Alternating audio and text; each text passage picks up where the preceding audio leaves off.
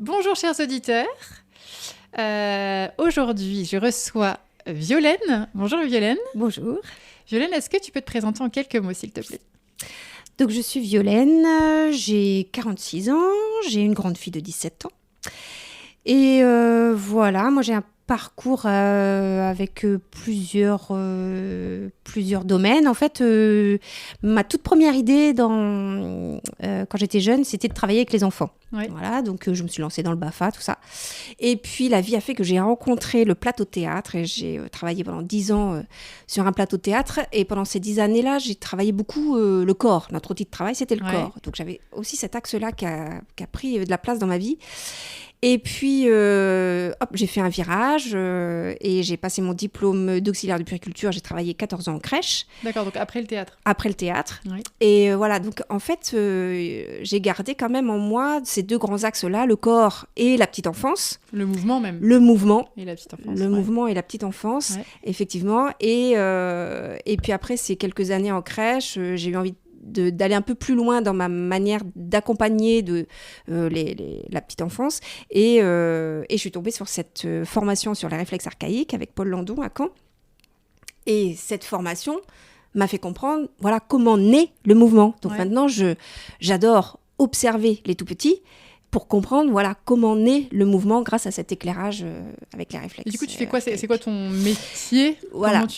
Mon nouveau métier maintenant, mon troisième métier, c'est d'être accompagnante en intégration motrice primordiale. Ouais. Donc, j'ai mon cabinet dans lequel je reçois des enfants, des tout-petits, des enfants, des adultes qui ont envie de faire ce travail de réorganisation de leur corps, de se réorganiser, que ce soit au niveau postural, mais aussi dans le rapport à l'émotion, aux autres, etc.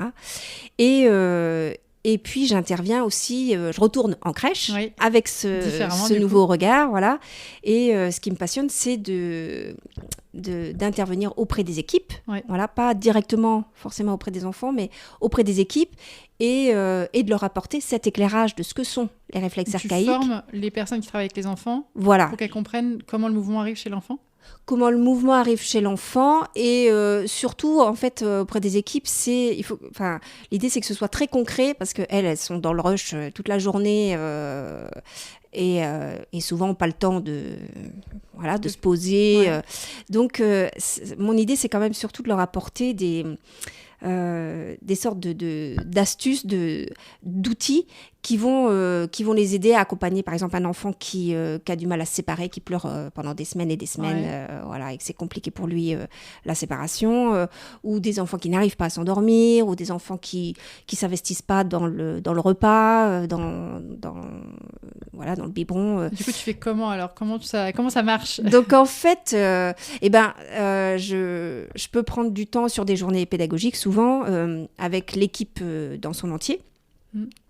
Pour leur expliquer un petit peu cette notion de réflexe archaïque et leur rôle, leur impact sur, par exemple, ce rapport à l'alimentation. Ça va être lié à un réflexe qui s'appelle le réflexe de Babkin, paume-bouche de Babkin, qui va mettre en lien le mouvement entre la main et la bouche. Mm-hmm.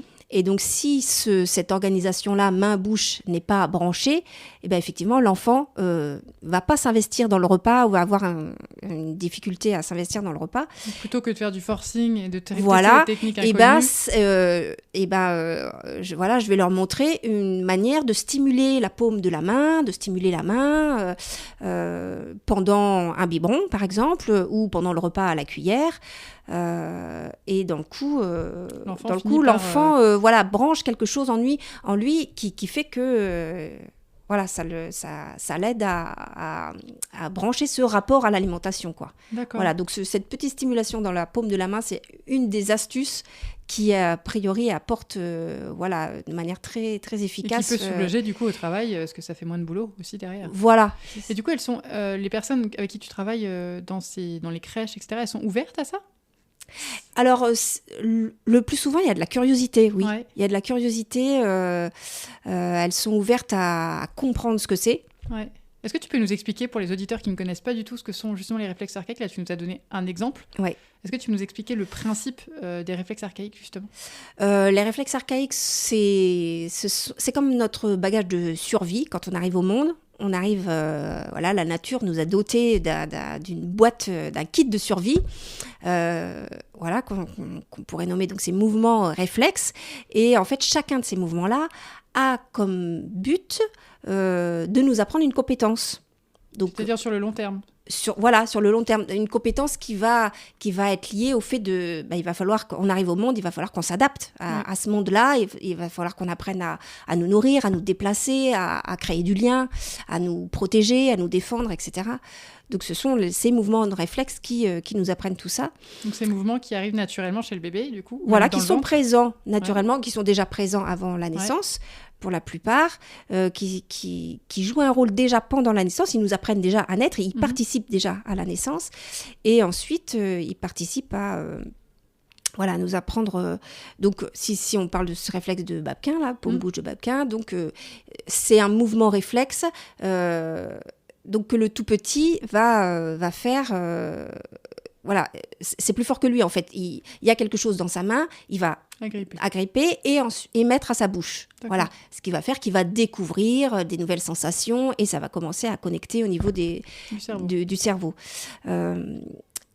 Et donc, au début, il ne peut pas s'empêcher de le faire. Quand on voit les bébés qui prennent tout, on dit souvent ils mettent tout la bouche. Il y a un âge où ils mettent tout la bouche. Voilà. En fait, ce n'est pas du hasard, ce n'est pas juste comme ça. C'est parce qu'il y a un réflexe. Ce n'est pas volontaire de base, en fait. Ce n'est pas volontaire de base, c'est réflexe. Okay. C'est non contrôlé.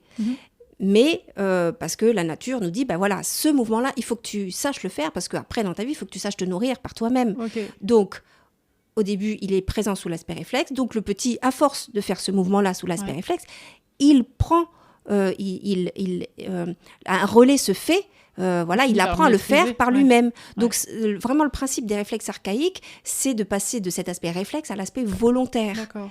Voilà, pour que après, une fois que ce réflexe a joué son rôle, il dit ok, maintenant tu es capable de le faire tout seul, j'ai plus besoin d'être présent sous l'aspect réflexe, tu sais le faire tout seul. Ça veut dire que si un mouvement réflexe du coup est mal intégré ou qu'il n'est pas, on n'est pas passé au côté volontaire, oui. Du coup ça a des conséquences dans le comportement ou dans. Voilà, on va garder un aspect réflexe. Donc, je ne prends pas le contrôle sur mon corps. J'ai pas accès de manière volontaire à ma manière de m'alimenter, si on garde ça. Pour le bébé, du coup, le tout petit, c'est pour ça, du coup, tu parlais tout à l'heure de ce bébé qui ne s'impliquait pas dans l'alimentation. Oui. C'est parce que il est encore dans la partie réflexe, c'est ça ? Alors, un réflexe peut être hyperactif ou hypoactif. D'accord. Voilà, donc peut-être que, là, c'est vraiment des suppositions, après, mais ça peut être une des explications où, effectivement, il y a quelque chose qui ne serait pas branché en lui, dans ce mouvement-là. D'accord. Alors après, il peut y avoir aussi plein de facteurs. Bien sûr. Que du fait qu'il ait ce lien à l'alimentation pas forcément confortable ou bien plaisant, il y a tout un tas de facteurs. Et ce travail sur les réflexes archaïques, cet éclairage sur le fonctionnement des réflexes archaïques permet d'aider à reconstruire une base, à renforcer cette base-là qui ne s'est pas tout à fait bien mise en place au départ. Et c'est quoi, du coup, les causes qui feraient que chez un enfant aussi petit, ça n'aurait pas fonctionné comme ça devrait et que ça ne s'est pas mis en place ? Par exemple, à la crèche, du coup, les enfants, justement, qui n'auraient pas intégré ces réflexes, qu'est-ce qui s'est passé ? Est-ce que il peut se passer plusieurs choses. Ça peut être déjà, comme je disais, qu'ils ont un rôle pour nous aider à naître. Si la naissance s'est faite par césarienne ou avec des instruments, etc., ça n'a pas permis à ce que le réflexe, déjà se développe, joue son rôle.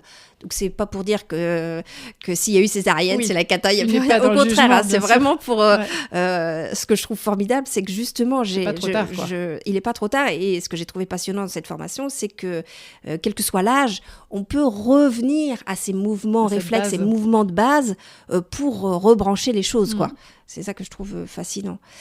Et du coup, donc toi, tu formes ces personnes dans la crèche pour qu'elles aient cet outil, en fait, pour qu'elles puissent éventuellement améliorer d'éventuels problèmes avec les enfants. C'est ça, observer.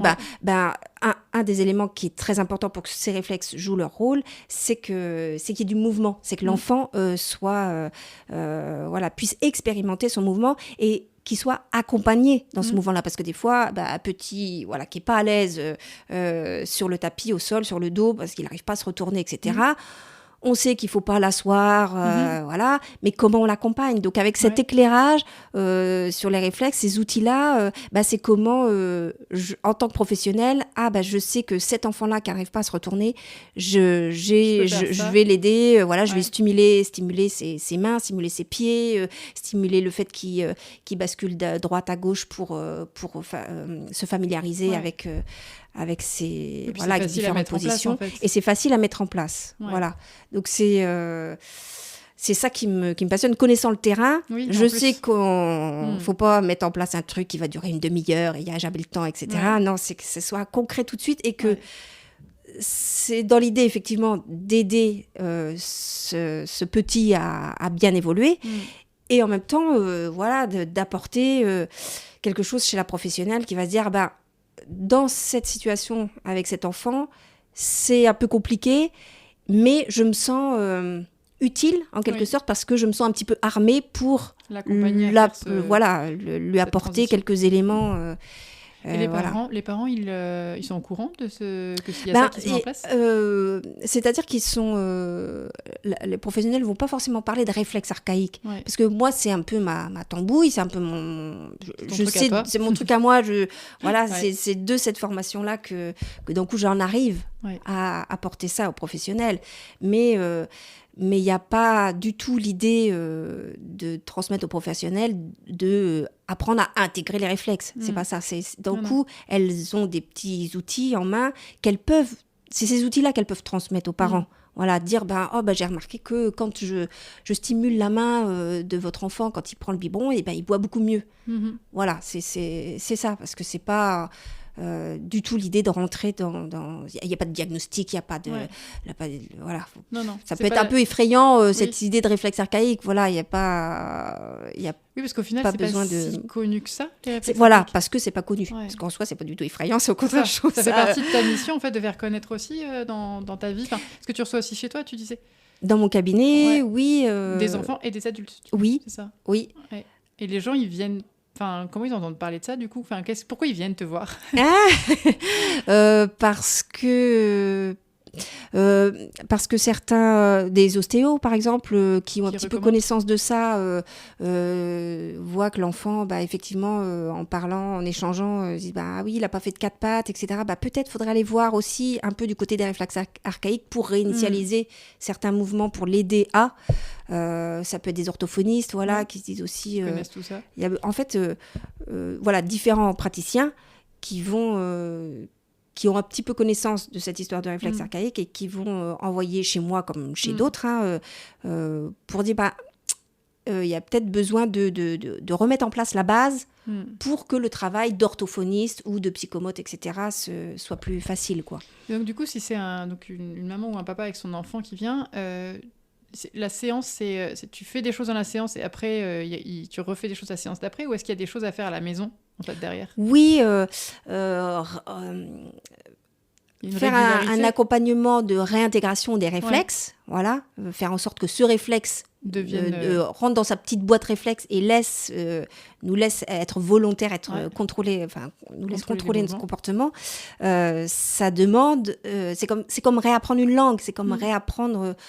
faut redonner des infos nouvelles au cerveau, donc effectivement c'est un petit rappel tous les jours. Donc mais ce qui est chouette, c'est de se dire pourquoi cet enfant-là, qu'est-ce que cet enfant-là il a envie qu'est-ce qu'il aime dans la vie et qu'est-ce qu'il a envie d'améliorer. Ou cette maman-là, elle se dit pour mon petit, qu'est-ce que j'ai envie qu'il soit plus facile pour mon enfant, c'est toujours la galère pour s'endormir, ça j'ai envie que ce soit plus facile, quoi. Donc c'est au service de ça que la séance va être dirigée. Et toi, parce que avant d'être... Donc là, tu travailles de cette manière-là. Avant, tu travaillais dans une crèche. Et avant, tu m'as dit que tu étais dans le théâtre. Oui. Du coup, tu ne travaillais pas spécialement avec les enfants à ce moment-là? Non, j'animais des ateliers pour enfants, mais plutôt âge primaire, collège. Voilà. Okay. Et qu'est-ce qui t'a toujours été attirée par les enfants? Parce que du coup, tu as fait un gros changement. C'est-à-dire que tu as changé de public, tu as changé de travail, t'es allé vers les enfants. C'est quand même très particulier. Qu'est-ce qui t'a poussé à aller vers les enfants, en fait? C'est parce que c'était mon idée de base quand j'étais au lycée. Enfin, Tu voulais déjà travailler avec les enfants? Même toute gamine, voilà, j'ai toujours eu cette attirance de travailler avec des tout petits, enfin d'être auprès des tout petits. D'accord. Donc c'était vraiment ma passion première en fait. Ok. Voilà. Et du coup, pourquoi tu l'as pas fait avant? Et pourquoi je l'ai pas fait avant? Parce que la vie a fait que j'aime bien moi me passionner pour plein de choses, je pense. Et la vie a fait que j'ai rencontré une compagnie de théâtre sur Caen. Et je pense que cet aspect artistique aussi, fait aussi partie de moi. Ouais. Et c'était une porte ouverte à une aventure qui m'était proposée et que j'ai adorée pendant 10 ans. Ça a été une aventure formidable. Donc, tu savais que tu reviendrais vers les enfants un jour? J'en savais rien du tout. Non, tu savais pas? J'en savais rien du tout. Donc, je suis rentrée dans l'intermittence et puis voilà, j'étais jeune et donc tu vis ce que tu as à vivre quand on t'offre des trucs comme ça. Voilà. Du coup, qu'est-ce qui t'a poussé à quitter le théâtre pour aller vers l'enfance du coup d'un coup? Pour le coup, c'est quand même, t'as choisi en plus intense. Enfin, une crèche, c'est quand même, c'est beaucoup d'enfants d'un coup, c'est beaucoup de bruit, c'est beaucoup de, tu vois. Ouais, c'est vrai que ça a été un virage assez radical déjà dans le régime, passer de l'intermittence du spectacle au statut de fonctionnaire. Ah oui, ça a dû être quelque chose. Un virage assez raide. En fait, je pense que j'ai quitté le milieu du spectacle, j'avais 30 ans à peu près, peut-être un petit peu moins, un peu moins. Mais à un moment donné, je me suis dit, mais c'est quand même dur ce métier-là, c'est-à-dire l'intermittence, c'est tout le temps, tous les ans, se dire mais dans 6 mois, comment je vais faire mes cachets, comment je vais... voilà, cette espèce d'instabilité financière, voilà. Je pense qu'à un moment donné, je me suis dit, mais j'ai pas envie de vivre ma vie tout le temps là-dedans. Ouais. J'ai eu besoin de sécuriser un peu les choses. Ouais. Je venais d'avoir un enfant, donc je me suis dit, oulala... voilà, j'ai envie de retrouver quelque chose d'un peu plus tranquille. Plus posé, quoi. Et puis le milieu du spectacle, avec tous les aspects formidables qu'il a, il a aussi ses aspects pas plus toujours compliqué. faciles à vivre. Donc je crois que j'avais envie de sortir un peu aussi changer d'air. Et donc c'est en ça où je me dis voilà. Là t'as changé d'air. J'ai changé d'air. Et puis coup, j'ai passé mon diplôme d'auxiliaire de puériculture. Voilà, ça a été assez rapide. Hein. Ça a été une évidence assez simple. C'était le moment, quoi. Voilà, c'était le moment. Voilà, je suis retournée vers l'enfance de manière... vers la petite enfance de manière assez simple. Okay. Et le travail en crèche, du coup, ça s'est bien passé? T'as aimé toutes les parties de la crèche? Comme dans tout domaine, hein, je crois que voilà, il y a quelque chose de... J'ai trouvé ça passionnant. Ouais. J'ai trouvé ça passionnant. Ça m'a permis d'apprendre plein de choses. J'ai découvert... voilà, ça te donne c'est hyper fascinant. Enfin, moi, je reste encore fascinée d'observer les enfants, comment ils interagissent, comment ils évoluent, comment on accompagne les parents aussi dans leurs questionnements, difficultés, etc. Et ce que j'ai trouvé passionnant, c'était le travail d'équipe. Oui. Comment, moi, c'est un des trucs qui m'a vraiment plu, c'est comment l'équipe régulièrement arrive à reposer à plat sa manière de fonctionner. Sans remettre en question tout le temps. Sans remettre en question, voilà, parce qu'on a remarqué que, je sais pas, à 17h tous les jours, c'est tout le temps la cata, tous les enfants pleurent, c'est un moment très difficile. Qu'est-ce qu'on change ? Qu'est-ce qu'on met en place? Qu'est-ce qui fait qu'à ce moment-là, les enfants pleurent ou sont dans des réactions de colère ou des choses comme ça? Qu'est-ce qu'on met en place pour que ça change, en fait? C'est pas... Ouais. C'est pas l'inverse, c'est pas à eux de s'adapter à nous, mais comment nous, on modifie régulièrement, on évolue sur notre manière de leur proposer les choses pour que ça se passe au mieux, quoi. Et du coup, en fait, donc, quand tu as entamé ce travail, tu avais déjà ton enfant? Oui. Et alors, je pose une question comme ça, mais j'imagine quand tu t'es formée après au réflexe archaïque et tout, et que tu as revu comment ça se passait à la crèche, comment tu as éduqué ton enfant. Oui. Est-ce qu'il y a des choses que tu t'es dit, oh là là, il y a des choses que je ferais tellement différemment si je recommençais? Ouais. C'est vrai. Oui, c'est sûr, si j'avais un enfant aujourd'hui, ce qui ne sera pas le cas, voilà, mais dans une autre vie maintenant, hein, mais c'est sûr que je ferais pas je pense que j'aurais plus d'outils pour comprendre comment fonctionne un petit, quoi. Parce que quand un parent, à moins d'être un peu d'être un Qu'est-ce peu... que tu ferais différemment justement soit avec ton enfant, soit avec les enfants de la crèche, soit avec tes collègues? Qu'est-ce qui, aujourd'hui, si tu retournais donc il y a 10 ans, 10-15 ans, qu'est-ce que tu changerais? Qu'est-ce qui aurait évolué? Si c'était à la crèche, je pense que ça tournerait beaucoup autour du mouvement. Je pense que je me sentirais plus à l'aise à accompagner l'enfant dans le mouvement. Serait... Toi-même, tu veux dire, à aller avec l'enfant oui, au sol? Aller au sol, trouver les bons gestes pour l'accompagner et sentir un enfant qui n'est pas très content de rester sur le dos, sur le ventre. Comment tu l'aides à apprivoiser ça, ou un enfant qui n'arrive pas à manger, etc. Comment tu le sécurises, d'avoir aussi, peut-être cette sensation de sentir que c'est son histoire et toi, tu as ton histoire, mais qu'il y a une...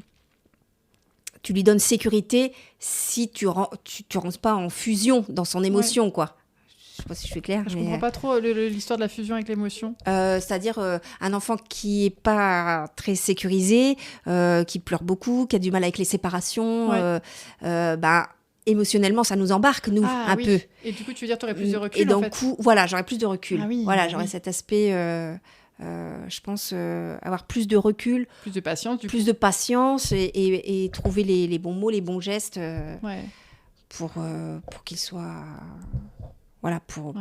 pour l'aider à se sécuriser et pas que tu l'embarques en plus, toi aussi, dans ton émotion. Je pense là peut-être aussi plus à ma fille. Oui, justement, j'allais te demander, et justement à ta fille, qu'est-ce qui aurait changé dans l'éducation que tu lui ferais si tu refaisais aujourd'hui avec cette vision-là du mouvement, en tout cas quand tu as été toute petite, ou peut-être même plus grande, je ne sais pas. C'est pas une question facile. Ouais, je sais, Par exemple, est-ce que, alors, question toute bête, mais est-ce que tu l'as mise dans des cosy ou dans les espèces de... Oui, elle a eu un transat. Elle n'a pas eu de Youpala, tout ça. Oui, voilà. Mais peut-être que j'aurais été plus... comment dire j'aurais observé plus finement son développement. Oui. Que là, elle allait bien, se développer bien. Mais je pense que j'aurais repéré plus et peut-être que j'aurais proposé plus de défis à son niveau, quoi. Parce que du coup, les réflexes archaïques et l'intégration de ces réflexes ont un lien donc avec la posture, le mouvement plus tard, mais aussi avec le côté émotionnel, le côté cognitif, c'est ça? Oui, chaque réflexe a son rôle postural qui va impacter, qui va avoir aussi une conséquence dans la sphère émotionnelle et cognitive. C'est important, quoi.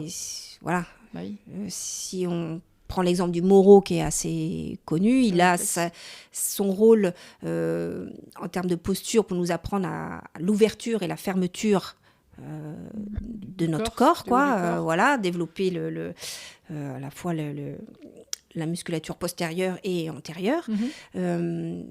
Donc, si je sais m'ouvrir et me fermer de manière contrôlée, je sais m'ouvrir au monde de manière juste, où je sais aller chercher de l'aide quand il y a besoin, mais je sais aussi me protéger, revenir sur moi, me sécuriser intérieurement. Donc, c'est-à-dire qu'un réflexe de Moro mal intégré, ça fait quelqu'un d'introverti, par exemple? Alors, c'est un peu raccourci. Oui, forcément. C'est un peu raccourci. Parce que quelqu'un qui est introverti, il y a sûrement plein de facteurs. Oui. Et peut-être qu'effectivement, le Moro, il pourrait être encore présent. Le Moro, s'il est encore présent, tu es en mode survie tout le temps. Donc, peut-être que quand on est un peu introverti, c'est qu'il y a quelque chose de compliqué d'aller vers le monde. Donc, et du coup, tu peux te tester sur les adultes aussi, c'est ce que tu disais tout à l'heure. C'est-à-dire que là, toi, clairement, tu adores les enfants et c'est ce que tu as choisi comme public. Mais c'est aussi quelque chose qu'on peut travailler avec les adultes. Oui. Et par exemple, tu parlais du réflexe de Moro. Si quelqu'un vient te voir parce que, je sais pas, il est stressé justement, ou parce que les problèmes de mémoire, de quelque chose, toi, tu vas le tester par le mouvement et tu vas retravailler par le mouvement. Je vais lui demander de faire des mouvements particulier pour voir s'il y a du Moro, s'il y a du RTAC, s'il y a différents réflexes qui pourraient jouer dans son histoire de stress. S'il me dit, chaque fois que je dois prendre la parole en public, c'est la cata. Donc, on part de cette situation qui stresse la personne. Ouais. J'observe plusieurs réflexes qui peuvent être en lien. Donc, tu le testes, en fait, tu le mets dans des situations. Voilà, tu lui je le mets dans demandes des situations, je lui apporte un stimulus particulier qui est censé provoquer une réaction bien particulière. Une réaction du corps, du coup. Voilà, une Ok. réaction du corps. C'est le stimulus qui apporte une réponse. Donc, le stimulus, en général, c'est soit mouvement. une posture, soit que tu le pousses, soit tu... Eh ben, pour Moreau, la posture va être que la personne est debout, les pieds joints, avec les bras devant soi, Ok. voilà, plutôt en arrondi, quoi. Ok. Comme une danseuse. Et voilà, un peu comme une danseuse, mais relâchée. Mhm. Et la tête en arrière, les yeux fermés. Et moi, je suis derrière la personne, je me place mes mains derrière ses épaules, puis je lui demande de venir déposer son poids dans mes mains. Ok. Donc déjà là, des fois, il y en a qui n'ont pas envie d'y aller. Ce que j'allais dire, faut que j'aille y aller. Voilà. Et si cette étape-là va plus ou moins bien, je lui dis, bah, je vais te lâcher sur 2 cm seulement, et puis je te rattrape. Ok. Et puis, ben, des fois, voilà, il y a Comment des... il tombe. Il y a des... Alors, qui tombent, non, parce Enfin, qu'on va tu pas laisses loin, pas quoi. tomber non plus, mais- Voilà, je laisse pas tomber. Mais a priori, c'est une situation sans danger. C'est-à-dire, vraiment, je dis, mais je te lâche, mais un tout petit peu, et je te rattrape. Il n'y a aucun danger. Ben, des fois, rien que ça provoque une réaction de protection. Le pied qui se met en arrière, ou les bras qui s'ouvrent très grands. Une sensation aussi intérieure, où De ça manière fait automatique, monter... du coup. voilà, de manière automatique. Ça a été plus fort qu'elle. La personne n'a pas pu s'empêcher d'avoir ces réactions motrices et même voilà, de sensations, d'émotions. Voilà. Et donc, c'est là où tu vois que le réflexe est mal intégré. Voilà, a priori, le Moreau est... Et du coup, tu lui donnes des exercices à Et faire à donc, la maison. donc, il y a différentes manières de venir aider ce Moreau-là, justement, à À se calmer un peu. à se calmer un peu, voilà, à faire son travail jusqu'au bout, Ouais. en fait. Ça va être des mouvements, effectivement. Retravailler tous les mouvements des petits, de retournement, de 4 pas, tout ça, ça c'est super. Pour le Moreau, notamment, ça va être Il y avait le pas travail la de rose ou bercement. la fleur, là, il y avait pas Oui, il y a l'histoire de la fleur, C'est qui la est fleur, ce c'est mouvement d'ouverture-fermeture, qui le va dos. se faire de manière lente. Ouais. Parce que dans tous ces mouvements-là, ce qui est intéressant, c'est de toucher le système nerveux, pas la performance musculaire. Ouais. Ok, je sais le faire vite, je sais le faire bien. C'est comment je remets la conscience La précision, dans ça. la pleine conscience. Ouais. Bah, la conscience surtout je me connecte à mon centre pour me fermer, je me connecte à mon centre pour Donc m'ouvrir. là, je décris, Violaine est en train d'ouvrir ses bras comme on dit, en cactus. En fleur, Et de refermer vers le corps, etc. Voilà. Et donc, oui, l'idée, c'est de le faire lentement pour vraiment redonner de la conscience dans ce mouvement-là, redonner l'info au cerveau, que ce mouvement-là est possible de manière volontaire et tranquille, sans y mettre un aspect survie, quoi. Ou un aspect, et il y a, pour le Moreau notamment, il y a tous les bercements qui vont être super, qui intègrent de manière générale tous les réflexes. Mais il y a différentes manières de bercer. Et ça, c'est génial. Je trouve ça passionnant. Je m'en doutais qu'on avait débordé. J'ai déjà reçu, alors je sais pas si tu la connais, Sarah de chez Corps et Mouvement, qui travaille aussi avec les réflexes. Oui, j'ai entendu parler, tout à fait. On avait débordé aussi. Oui. C'est un sujet que j'adore, je ne pas à dire. Oui, j'ai vu que tu avais le livre. Bah oui, non, mais je ne l'ai pas encore lu. Donc, effectivement, le grand livre des réflexes, j'avais commencé à le lire. C'est vrai que moi, si je pouvais, je m'y formerais aussi parce que je trouve ça. Alors, du coup, je ne sais pas si tu connais la méthode de Tim Anderson. Tout à fait. Qui a repris juste les bases. Alors, ça, par contre, je l'utilise dans mes accompagnements. Donc, pour nos auditeurs, les mouvements de Tim Anderson, c'est vraiment un monsieur qui a repris la base des mouvements des bébés. C'est ça. Bah, voilà, de tout ce qui est retournement, balancement, hochement de tête, 4 pattes. Et il en a fait tout un tas de variantes à chaque fois. Qui sont très faciles à mettre en place. Qui sont très faciles à mettre en place. Et adaptables aussi à chacun. C'est-à-dire quelqu'un qui a du mal à se mettre en position 4 pattes, et ben, il va faire des mouvements croisés assis sur une chaise. Voilà, enfin... C'est ça qui est chouette, quoi. Ouais, non, c'est magique. De toute façon, bouger, c'est magique. Voilà. Bah oui. Ouais. D'accord. Bah écoute, merci Violaine pour ce partage. C'est passionnant. En plus, ça se voit dans tes yeux que tu es passionnée quand tu en parles. Vous voyez pas, chers auditeurs, mais moi, je vois. Donc merci beaucoup pour tout ça. Est-ce que pour le mot de la fin, est-ce que tu as envie de dire quelque chose? Je sais pas, un conseil que tu pourrais donner justement à des gens qui n'oseraient pas aller voir soit un thérapeute, soit une personne qui travaille avec les réflexes archaïques, quelqu'un qui n'ose pas y aller. Qu'est-ce que tu pourrais... Quelqu'un qui n'ose pas y aller, si elle n'ose pas, elle n'ose pas, mais, mais peut-être déjà se dire comment je remets du mouvement dans ma vie, quoi. Comment je vais au sol un peu plus souvent pour éplucher mes carottes, parce que ça me permet de faire un squat mine de rien, en fait, parce que je m'assois par terre pour éplucher mes carottes, puis je me relève parce que j'ai oublié telle chose. Ouais. Donc, voilà, vivre un peu plus au sol, peut-être, ou vivre un peu plus pieds nus, voilà, pas avoir peur de laisser les enfants pieds nus.